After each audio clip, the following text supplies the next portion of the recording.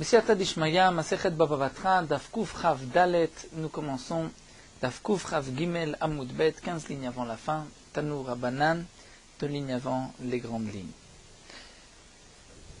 Nous allons étudier aujourd'hui quelques points dans la Sugia du Bechor, du premier-né, qui prend une double part. Tanu Rabbanan, la Gemara nous rapporte ici une braïta. Bechor, le premier-né.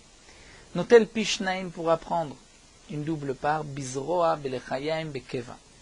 C'est-à-dire, Zroa, ce sont les parts qu'un homme doit donner au Kohen. Zroa, c'est le bras, Chaim la joue, Keva, la panse, que l'on donne au Kohanim. C'est ce qu'on appelle les matnot keuna.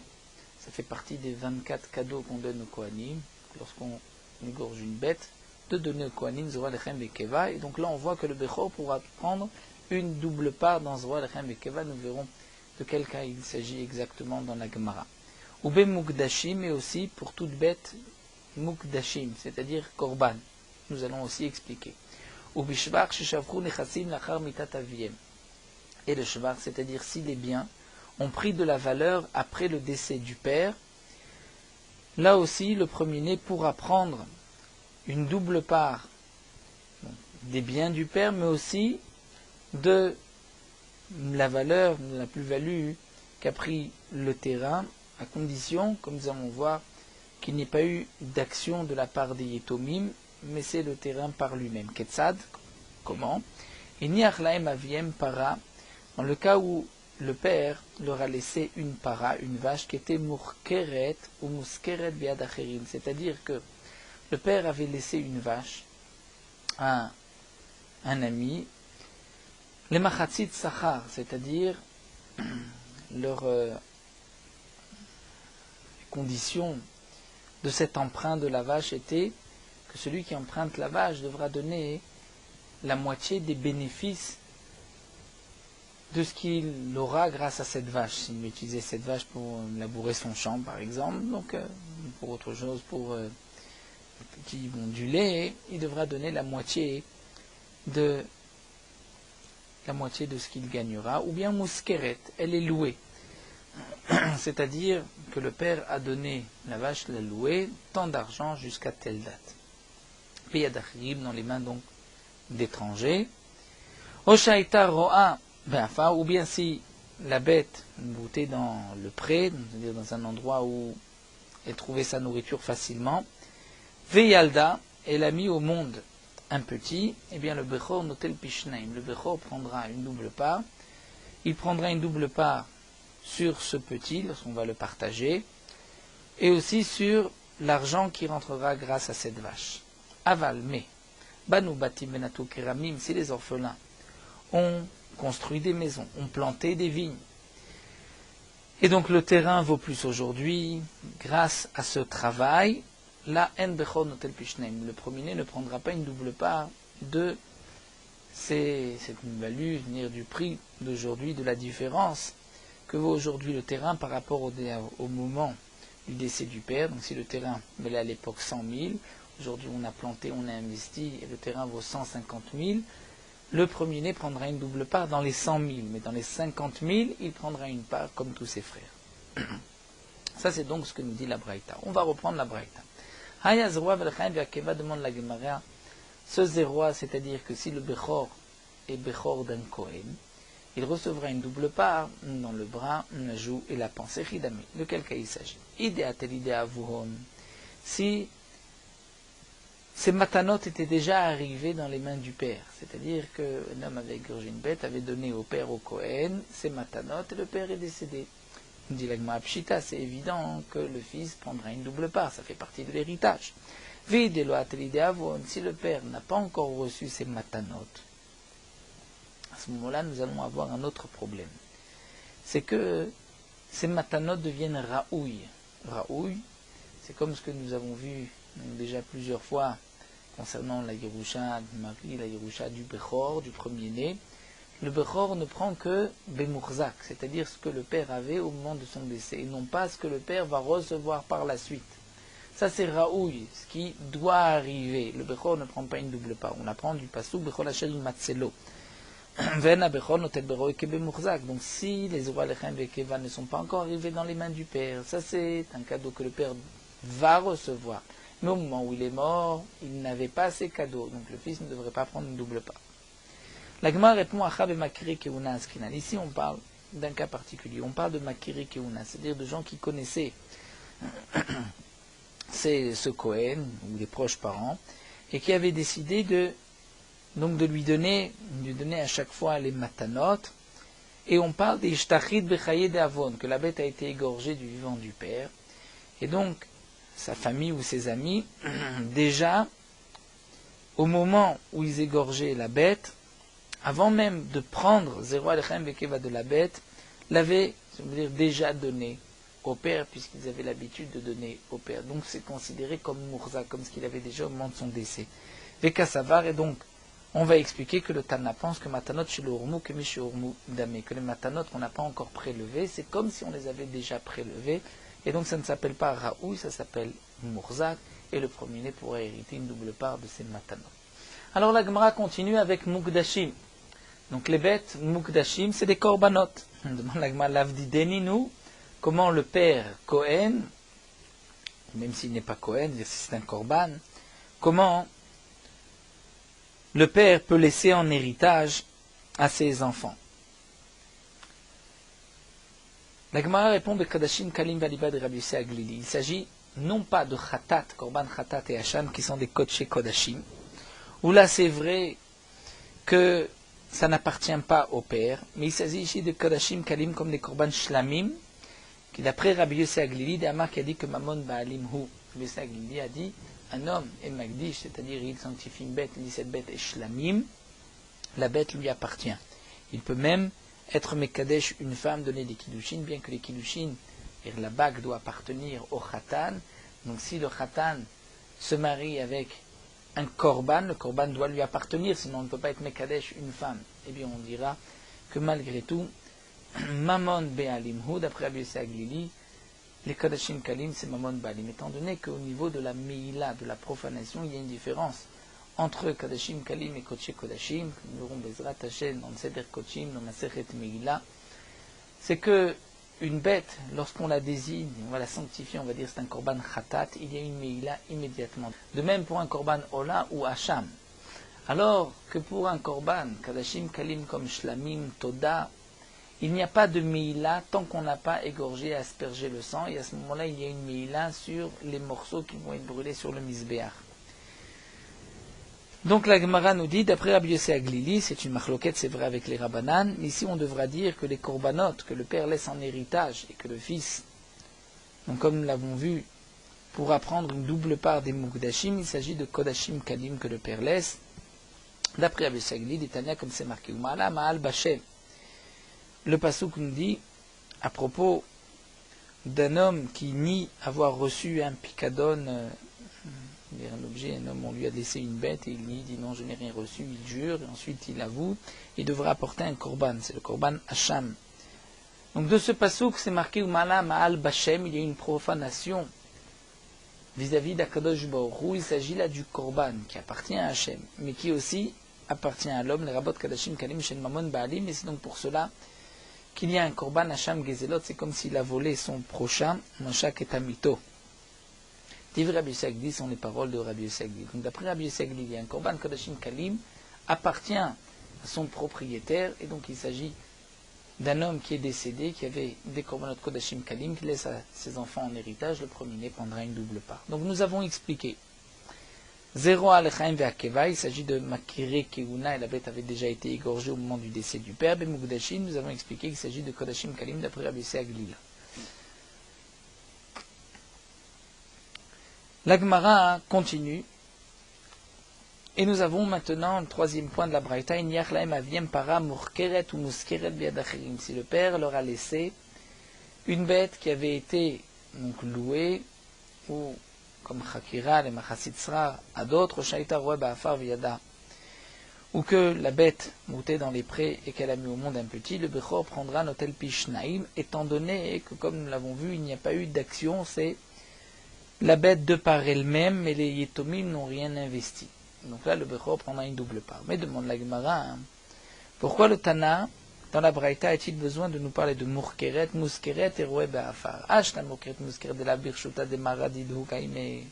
Si déjà dans Murkeret ou Muskeret, que la bête n'est pas chez lui, puisqu'elle a été louée, et malgré tout, à Martashakil, tu dis que le premier-né prendra une double part. Donc tu ne considères pas que c'est de l'argent qu'il recevra par la suite. C'est Moursak, c'est ce qu'il a chez lui. Alors, ouais, bah, voyez, si la bête est dans les prés, est-ce qu'on a besoin de le dire? C'est sûr que dans ce cas-là, c'est encore plus Moursak, c'est-à-dire que la bête appartient au père au moment du décès. C'est sûr que le premier-né prendra une double part. La Gemara répond à Kamashmana, le Chidouche, pourquoi on nous a enseigné Murket Muskeret en même temps que Roé Be'efer, c'est pour nous dire que Murket Muskeret Dounia de Roé Be'efer. On veut apprendre l'un de l'autre. Roé Be'efer Shvacha Dimimele Kate. Velo Kachasab Mone. En vérité, le Tana a voulu nous enseigner dans quel cas le Bechor prend une double part, seulement lorsqu'il n'y a pas eu de frais et qu'il n'y a pas eu d'investissement de la part des Yetomim.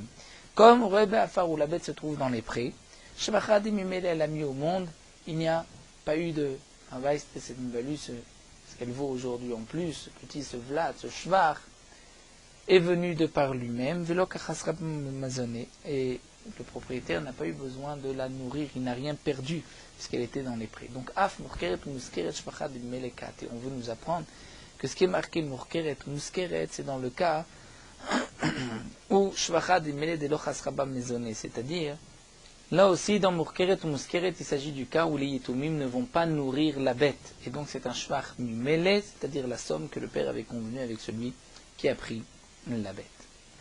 Et Rachid nous explique que c'est un chidouche. J'aurais pu croire que Murkeret ou Muskeret, en vérité, c'est toujours un Shvach qui provient de l'homme, puisqu'il y a un travail. C'est-à-dire que celui qui a pris la bête va travailler avec et va ensuite donner une part au père. Donc peut-être que cette somme n'est pas considérée comme étant un shvar des mimel qui vient de par lui-même. Donc le chidouche est de nous dire que puisque les Yetomim, eux, n'ont rien investi, ne donnent pas à manger, ça s'appelle shvar des mimel. La Gemara continue, Mané qui est l'auteur de cette braïta, c'est Rebi, nous allons voir pourquoi, des Tanya. En bechor notet bishnem bishvar shafon echasim lachar mitat aviem. Tanakama nous dit, le bechor, le premier-né, ne prendra pas une double part des biens qui ont pris de la valeur la Mitat Aviem. C'est-à-dire, comme nous expliqué, le terrain valait 100, aujourd'hui il vaut 150, le Bechor prendra sur 100, mais ne prendra pas une double part sur les 50 en plus. Mais Rebi Omer, Rebi dit, Omer Ani, une expression de Rebi, je dis que Bechor notel pishneim bishvar shafon echasim lachar mitat aviem, que le Bechor prendra une double part lorsque les biens ont pris de la plus-value après le décès du père, avalo bishvar shishbichu yetomim lachar mitat aviem, mais non pas dans le cas où ce sont les Yitomim qui ont permis cette valeur, qui ont investi. Dans ce cas-là, le Bechor, si les Yitomim ont investi, ne prendra pas une double part. Donc cette braïta où nous avons vu qu'il y a une différence entre un shvar mimele, qui vient de par lui-même, et le shvar de l'investissement des Yitomim, c'est d'après Rebi. Yarshu Shtachov, dans le cas où ils ont hérité d'un Shtachov, c'est-à-dire, nous explique le Rashbam, Milva Bishtar, le père avait prêté de l'argent avec un shtar, et aujourd'hui on vient rembourser cette somme. Eh bien, Bechor notel Bishnem, le Bechor prendra une double part. Pourquoi le Bechor prendra une double part? Étant donné qu'il y a un shtar, c'est comme si c'est Mourzak déjà, c'est comme si c'est dans les mains du père. Et donc, c'est pour cela qu'ils pourront prendre le Bechor pourra prendre une double part, puisqu'on peut dire que c'est déjà dans les mains du père au moment de son décès. Le Rashbam nous dit que c'est aussi une sorte de shvar. Si on reçoit du terrain, c'est un shvar qui est mi-mêlé. Et le Rashbam précise que c'est seulement milva bishtar. Mais si c'est alpé, il n'y a pas eu de shtar, même s'il y a des témoins, puisque celui qui a emprunté peut dire je t'ai remboursé. N'oublions pas que celui qui prête de l'argent devant des témoins n'est pas obligé de rembourser devant des témoins. Donc dans ce cas-là, on ne considère pas que l'argent, la somme est mourzak, est dans les mains du père, et donc le Bechor ne pourra pas prendre une double part. Donc ça, c'est lorsque les héritiers vont recevoir un shtachov, le Bechor prendra une double part puisque c'est birtav. Mais yatsa alem shtachov, dans le cas où il est sorti un shtachov, c'est-à-dire que Rouven est venu dire, votre père m'avait emprunté de l'argent et aujourd'hui, payez-moi la dette. Là, dans ce cas-là, Bechor noten pishnaim, le Bechor prendra aussi part au remboursement et il devra donner 2 fois, puisque lui a pris 2 parts, il devra donner aussi pishnaim, 2 fois plus que ses frères pour rembourser la dette du père. Vim ama. Mais si le fils dit, eni noten, le Bechor dit, eni noten ve eni notel, c'est-à-dire je ne prends pas et je ne donne pas. C'est-à-dire de tout l'héritage de mon père, je ne peux recevoir une double part. Et donc ainsi, je ne veux pas non plus payer 2 fois 2 parts de la dette du père. Je veux juste, comme mes autres frères, je reçois comme un simple frère et je paye aussi la dette du père comme un simple frère. Dans ce cas-là, Rachai, il a le droit. Il a le droit et on ne peut pas l'obliger à payer, étant donné qu'il peut se défaire, comme nous explique ici le Rashba, il peut se défaire de cette Bechora, comme nous verrons dans la Gemara. La Gemara poursuit, demande Maïtamaï ou des Rabbanan, quelle est la raison des Chachamim? Les Chachamim qui ont dit que le Bechor ne reçoit pas, même d'un Shvach Mimele qui est venu par lui-même, le Bechor prend une double part seulement sur ceux qui se trouvent dans les mains du père au moment de son décès. La Gemara répond à Markra, puisque la Torah a dit la tête lo pishnaim. À propos du Bechor, c'est marqué de lui donner une double part.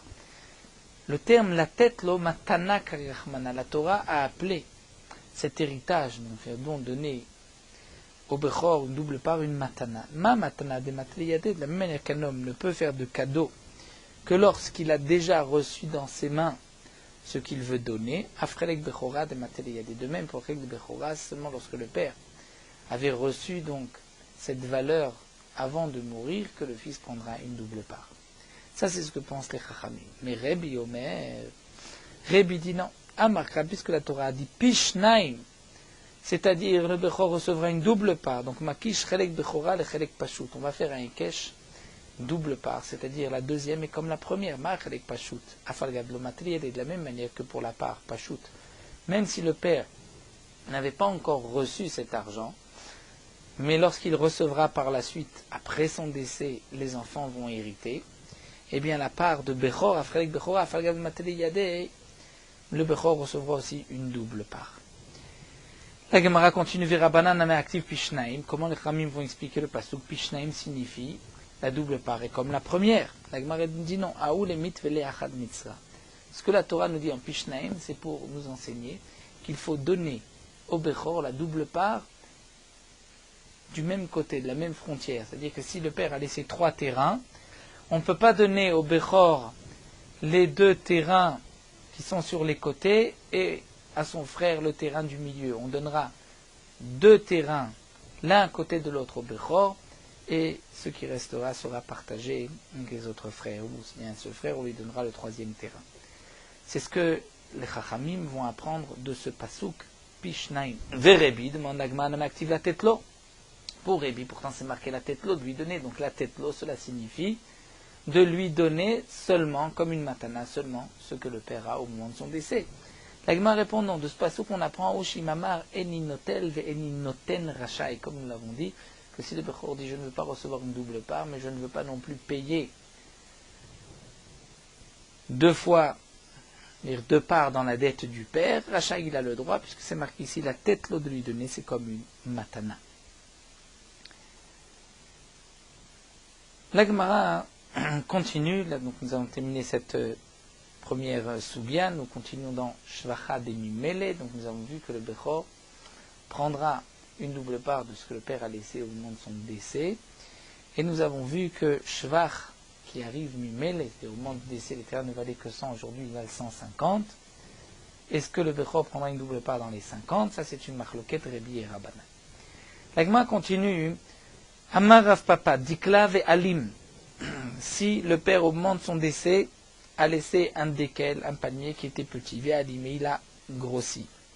Ou bien Ara, il a laissé un terrain, Vasik Sirton. Il y a eu une sorte de bordement, ou il y a eu de la terre, ou le vent qui a amené des détritus sur le champ. une sorte de zével d'engrais et de fumier, et aujourd'hui le terrain vaut plus. Il n'y a pas eu d'action de la part des Yetomim, mais ce n'était pas un shvar qui se trouvait là au moment du décès du père. Bien nous dire Rav Papa découlé al mal obligé des Shakil. Là, il n'y a pas de marloquette entre Rebbe et Rabbanan, ils sont tous les deux d'accord que le premier-né pourra prendre une double part, même de cette value de ce que le terrain vaut plus. Et pour quelle raison? Parce que le Dekel, nous explique le Rashbam, c'est toujours le même Dekel. Il a grossi, mais c'est toujours le même nom, c'est le même Dekel, le champ aussi. Alors que Bechafoura avait chouvelé. Et si le père avait laissé Chafoura, c'est une récolte shachat qui n'avait pas encore poussé. Et ensuite, c'est devenu des épis. Ou shlofofé, c'était des palmiers, ve'avut maré, et des dattes sont venues. Là, c'est une marloquette. Mar savar shvachad mele, mar savar ishten. Et l'un pense, c'est un shvar qui est venu de par lui-même. D'après Rébi, le shvar est venu de par lui-même. Les tomim n'ont rien fait, les dattes ont poussé. La récolte a continué de pousser, donc ça, le premier-né pourra prendre une deuxième part, mais Marsava, le Khamim pense que non, Ishten. Et là, il y a eu un changement, c'est-à-dire que l'herbe, au départ c'était de l'herbe, ça devient du blé, les fleurs deviennent des dattes, c'est autre chose, un autre shem, un autre nom, et donc là, le Bechor ne prendra pas une double part sur cette partie. Donc là, nous avons vu une marloquette entre Rebbi et Rabbanan, et la Gemara continue. Là, nous allons avoir quelques lignes assez faciles, juste de savoir comment va-t-on trancher la halakha, Rebbi ou Rabbanan. Donc, reprenons la marloquette. Le père, au moment de son décès, a laissé un terrain. Ce terrain vaut 100. Par la suite, ce terrain prend de la valeur, et les Yetomim n'ont pas investi dans le terrain. C'est un shvar demi mêlé, ou comme dit Rav Papa, le père avait laissé des palmiers, il y a aujourd'hui des dates au moment du partage. Shvar demi-mêlé, est-ce que le Bechor prendra une double part sur ce shvar ou pas? Machloket Rebi ver Chamim. Amar Rabba bar Chana, Amar Rabbi Chia, ça que dit Rebi Asa. Rabba bar Chana dit au nom de Rabbi Chia, celui qui a tranché, qui a fait comme Rebi, si le Dayan a tranché comme Rebi, Asa, il a fait, il ne s'est pas trompé. On peut accepter que le Bechor prenne une double part. Asa qui livrait Chachamim Asa, et s'il a tranché aussi comme les Chachamim, il a bien fait. Pourquoi? Mais savent quel est. C'est-à-dire que nous avons vu ici au nom de Rabba Bachana, au nom de Rabbi Chia, Rabbi Chia avait un doute. Est-ce que Yalacha qui Rebi Mechavero velo Mechaverav? C'est-à-dire, nous explique le Rashbam, nous avons une Gemara dans Hiruvin que l'Alacha est comme Rebi, lorsqu'il est en marloquette avec un de ses contemporains, un de ses amis, Chaki Rebi Mechavero. Et la question est de savoir est-ce que c'est Kerebi tout le temps, ou seulement Mechavero au singulier, mais pas Mechaverav, lorsqu'ils sont plusieurs contre lui. Donc Rabbi Chia avait un doute. Yalcha Kerebi Mechavero velo Mechaverav. Ce qu'on a tranché que l'Alacha est comme Rebi, est-ce que c'est Mechavero seulement lorsqu'il est en marloquette avec un seul Chacham, mais lorsqu'il est en marloquette avec plusieurs, l'Alacha est comme le Rabbi les Chachamim, ou bien Alacha Kerebi Mechavero, mais même Mechaverav, et donc on peut aussi trancher comme Rebi. C'est pour cela que Rabbi Chia a dit, celui qui tranchera comme Rebi, il l'a fait. S'il a tranché comme Rabbanan, il l'a fait aussi, il n'y a pas de problème. Amar Rav Nachman, Amar Rav, mais Rav Nachman dit au nom de Rav, non, Assour la Asot qui dit Rebi, on ne peut pas trancher comme Rebi, puisque ceci est considéré comme avoir dévié de la vérité, le jugement. Pourquoi? Parce que Kassavar Alacha qui Rebi Mechavero, velo Mechaverav, il pense que l'Alacha est comme Rebi seulement lorsqu'il est en marloquette avec un sage, mais pas avec plusieurs. Fait Rav Nachman d'idée, c'est bien que Rav Nachman a rapporté cet enseignement au nom de Rav, que la halacha n'est pas comme Rebi, mais Rav Nachman lui-même pense qu'Amar Mutar la sot qui dit Rebi, on peut faire comme Rebi, parce que Kassavar halacha qui Rebi Mechavero va faire Mechaverav, lui Rav Nachman pense que la halacha est comme Rebi, même lorsqu'il est en marloquette avec plusieurs chachamim. Amar Rava nous dit, la girsa est un peu difficile ici, nous allons peut-être choisir celle du Bar qui reprend la girsa du Rashbam et le Tosfot. Amar Rava hilcheta kerebi, veim asa asui. C'est-à-dire là, la chaye comme Rebi. Mais si asa, s'il a fait asui, c'est fait. C'est-à-dire qu'asavar matin itmar. Matin itmar, c'est-à-dire dans le Bet HaMidrash, on a dit matin, il faut pencher, faire comme les chachamim. C'est-à-dire les chatrila, il faut faire comme les chachamim. Donc même si on a dit ilcheta kerebi, ce n'est pas véritablement la halacha comme Rébi, mais matin. On a dit on peut pencher, on peut aller dans le sens de Rébi. Matin, c'est-à-dire on penche le din dans le sens des chachamim lechatrila, mais on n'exclut pas non plus Rébi. Et donc c'est pour cela, Vimasa Asou ici, il a fait. Tane Rav Nachman Beshar Sifrei de Berav. Rav Nachman enseignait dans les autres Sifrei de Berav, c'est-à-dire Sifrei de Berav, c'est les Midrashim de Tanaïm que nous avons, Torah Kohanim sur Vayikra, Sifri sur Bamidbar, Mechilta sur Shemot. Donc dans ces autres Sfarim qui sont appelés Sifrei de Berav, puisque nous explique le Rashbam, l'Agma dans Sanhedrin nous dit Stam Mishnah c'est Rabbi Meir, Stam Safra c'est Rabbi Yuda, Stam Sifrei c'est Rabbi Shimon, Seder Olam c'est Rabbi Yossi, Tosefta c'est Rabbi Nechemia, ils vont tous d'après Rabbi Akiva.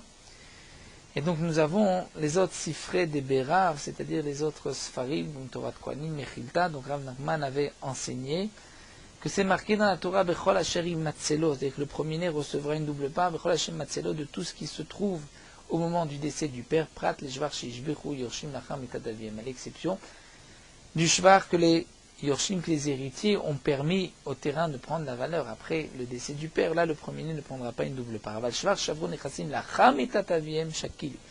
Mais le Shvar que les Nechassim, les biens, ont pris comme valeur après le décès du père, si c'est un shvar qui s'est fait mêler sans l'effort, le travail, l'investissement des Yitomim, là le premier prendra une double part. Et l'Agma nous dit, Oumane Rebi, et qui est l'auteur donc de cet enseignement que nous rapporte Rav Nachman dans Sifrei de Berav, c'est Rebi, c'est d'après Rebi.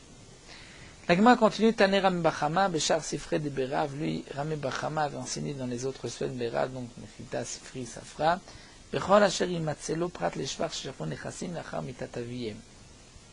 Lui était d'Oresh Bechol Asherim Matzelo, c'est-à-dire le Bechor prendra tout ce qui se trouve Bechol Asherim Matzelo, c'est-à-dire au moment du décès du père, tout ce que le père avait. Et on exclut le Shvar, c'est-à-dire cette valeur qu'a pris le terrain après le décès du père, ou même si les Yitomim n'ont pas investi, le terrain valait 100, aujourd'hui il vaut 150, le Bechor ne prendra qu'une double part dans 100 et pas dans 50.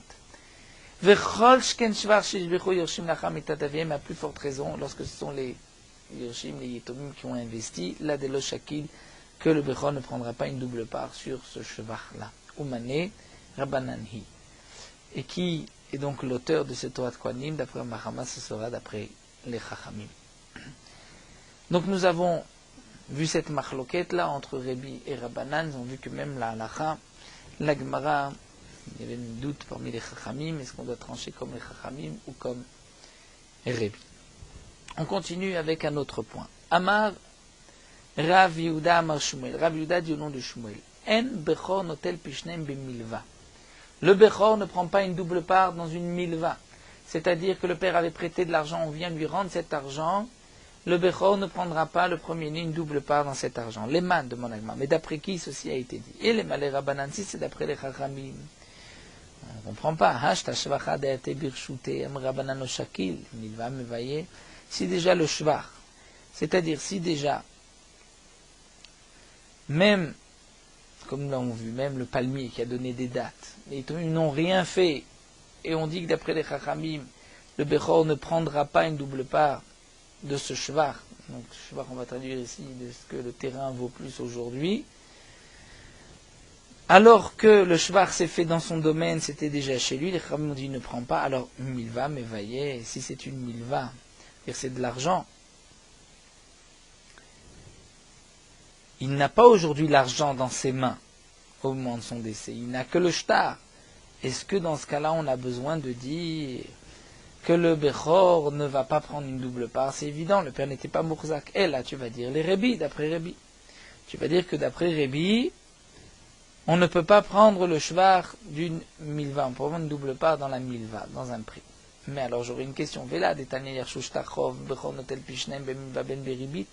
Nous avons une braïta qui nous dit que si les enfants ont hérité du père un shtachov, c'est-à-dire que le père avait prêté de l'argent et qu'on vient rendre cet argent, le Bechor prendra une double part, aussi bien dans la milva, le capital, mais aussi du ribit s'il y avait de l'intérêt.